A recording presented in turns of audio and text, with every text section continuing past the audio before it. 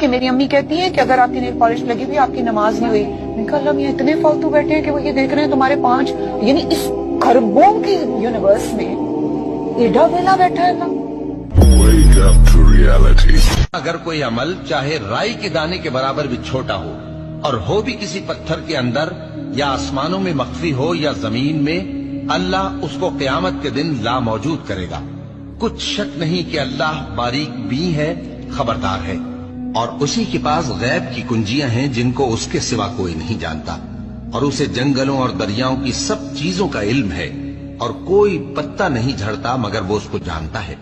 اور زمین کے اندھیروں میں کوئی دانہ اور کوئی ہری یا سوکھی چیز نہیں ہے مگر کتاب روشن میں لکھی ہوئی ہے. اور وہی تو ہے جو رات کو سونے کی حالت میں تمہاری روح قبض کر لیتا ہے اور جو کچھ تم دن میں کرتے ہو اس سے خبر رکھتا ہے،